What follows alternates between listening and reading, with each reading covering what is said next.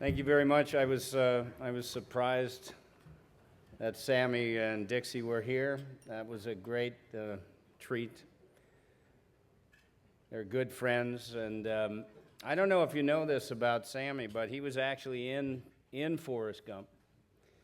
Do you remember the moment where Tom Hanks Lyndon Johnson is putting the Medal of Honor around Tom Hanks's neck? You remember that? Is there anybody here who didn't see Forrest Gump?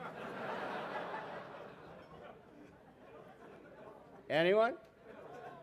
One. Oh, well, the movie's on television every day. I mean, you can see it.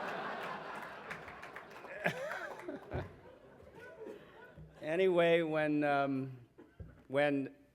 that medal is being placed on Tom Hanks's neck, Tom's head was actually placed on Sammy's body, and that was Sammy's moment where he got the medal.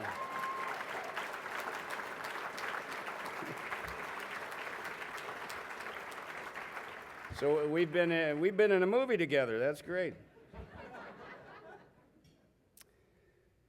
I've spent a good number of years trying to raise awareness for veterans issues and trying to do what I can to make sure that those who serve our country are remembered and appreciated always. October is kind of an important month for remembrance within the last 30 years. Just over 20 years ago, on October 3rd, 1993, in Mogadishu, Somalia, 2 Black Hawk helicopters were shot down. By the time the rescue forces arrived, 18 soldiers had been killed, with 73 others wounded. And by 1997, the CIA would discover that Osama bin Laden was involved in that. On October 12, 2000, while docked and refueling in the Yemen port of Aden, 17 sailors were killed and 39 wounded when a boat pulled alongside the ship and exploded in an al-Qaeda terrorist attack. And as Ben said, 30 years ago today, on October 23, 1983, at the Marine Corps barracks in Lebanon, a truck bomb plowed through the checkpoint and slammed into the building, killing 220 Marines, 18 sailors, 3 soldiers. 128 were wounded, with 13 dying later of their injuries. They were among the total number killed that day. It was the most deadly attack on our Marines since Iwo Jima. And then 2 days later, on October 25th, 1983, Operation Urgent Fury, the invasion of Grenada, began. The fighting continued for several days, and when it was over, 19 U.S. service members had been killed, with 116 wounded. Our 30th president, Calvin Coolidge, said, "The nation which forgets its defenders will itself be forgotten."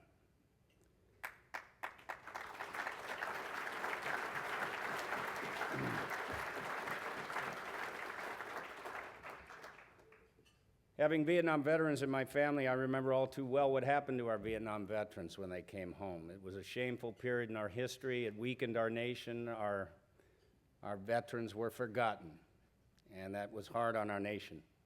I have Vietnam veterans in my family. On my wife's side of the family, her 2 brothers served in Vietnam. One was a helicopter pilot, the other a West Point graduate, served 2 tours in Vietnam, a lieutenant, went back as a captain, taught at West Point as a major, went on to teach at Fort Leavenworth as a lieutenant colonel. Unfortunately, he passed away when he was 39 years old in 1983 of cancer. I learned a lot from him in the 7 years that I knew him. The time that I would be able to spend with him when he was at home was very meaningful to me, and it got me focused as a young man on what had happened to our Vietnam veterans. When I was in 1973, I was 18 years old. I registered for the draft, but it was pretty much over at that point. And I wasn't really paying attention at that time. Then I started discussing the Vietnam War a lot with my brother-in-law, and I felt guilty for being so ignorant as a young man. And shortly after that, right before he died, I got involved with a group of Vietnam veterans who had written a play. I started a theater company in Chicago called Steppenwolf, and I was working at Steppenwolf, and I was the artistic director, and I was very focused on Vietnam, and I read about this production of a play that had been done in Los Angeles, written by a group of Vietnam veterans based on their experiences and how they went through kind of a cathartic exorcism of what had happened to them, and they put it on stage, and they were performing this play, and I flew out to Los Angeles from Chicago, and I saw the play in the theater, and I was knocked out by it, and I begged them to let me do it in Chicago, and they didn't want anybody to do it besides veterans. That was 1980, and so 1983, having the play, nothing happened to it. They finally let me do it in Chicago. It began a very devoted and active association with local Vietnam veterans groups in the Chicago area. At Steppenwolf, we began something called Vets Night because I had met so many veterans, and we were bringing so many Vietnam veterans in at that time. And if you remember, this is just around the time that the Vietnam Wall was being dedicated. It was, we were now recognizing that we were shameful in the way we treated our Vietnam veterans when they came home in parades. We started having some pat on the back ceremonies and parades, and it was right around that time. And so Vietnam veterans were flooding to the theater to see this play. And so I got very involved locally with the VA and veterans that were going through post-traumatic stress. Stayed very actively involved with our Vietnam veterans throughout the 80s in the Chicago area. In the 90s, I got to play one in Forrest Gump, and I was so eager to play that part. You don't always get what you want, but I auditioned for it, and luckily I got the part. Having Vietnam veterans in my family and spending all that time with Vietnam veterans, I desperately wanted to play that role. And that led me to an association after the movie came out with the Disabled American Veterans, the DAV, who contacted me after seeing the film and invited me to their national convention. I really didn't know what the DAV was or what they did. They're a Disabled American Veteran organization of 1.5 million wounded veterans going back to World War II, and all the way up to now, obviously. But at that time, I didn't know anything about them. And so I came to the national convention, and I walked out on the stage to receive an honor for playing Lieutenant Dan. And I didn't know what was going on because I was backstage. I was in the kitchen. They brought me down through the tunnels, and I was standing behind the doors, and I heard my voice on the screen. They were playing clips from Forrest Gump, and they introduced me, and I came out, and I stood there in front of 3,000 people. 2,000 of them were injured veterans.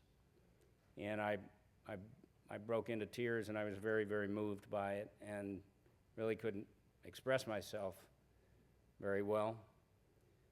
But that led to a 20-year association with the DAV, and then after September 11th, when we deployed to Afghanistan and Iraq, and our soldiers and Marines and service members started getting hurt, coming back to the hospitals, getting killed, sitting back and allowing the thought of what happened to our Vietnam veterans when they came home from war to happen to our active duty service members today was very troubling to me, and so I just jumped in and tried to do what I could. And now we have thousands and thousands of injured.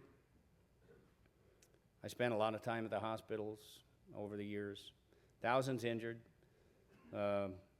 thousands killed in these wars. A dozen years of war has taken its toll on our military. When they're off the front pages, it doesn't mean that they're not getting hurt, doesn't mean that they're not sacrificing. Their families continue to sacrifice. I know I'm speaking to a crowd full of patriots who understand our veterans. But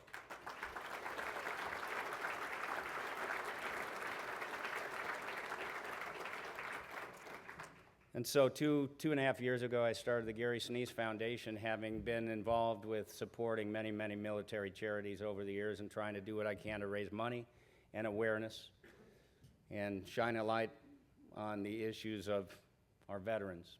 We can never do enough for our veterans. They are our freedom providers, after all. We all enjoy the freedom that they provide.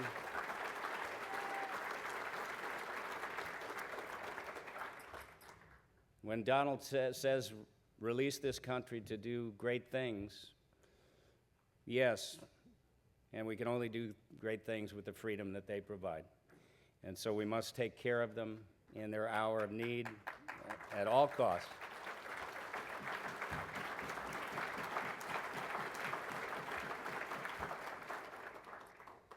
So if you get a chance, go to the Gary Sinise Foundation website and see what we're doing. One of our big programs is building specially designed smart technology homes for very, very severely wounded warriors. We have way too many. We have over 60 triple amputees. 3 of our quadruple amputees are now in specially designed homes that we built for them. We have 2 other quadruple amputees that the funds are coming in, and we're raising the money for them to get those homes built. Traumatic brain injuries, it goes on. And these people, if we do not take care of them, they will be forgotten, and our nation will be weakened. So we can't do that. We can't forget what they're going through, and we have to help them families.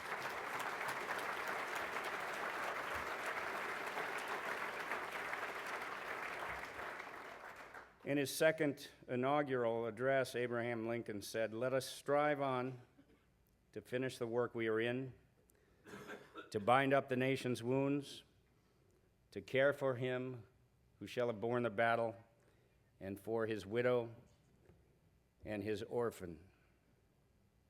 After a dozen years of war, there are many with terrible wounds, many widows, and so many orphans. So thank you for shining a light on my work tonight, and in doing so, you help me shine a light on our nation's defenders, and together we will ensure that they're not forgotten. Thank you very much.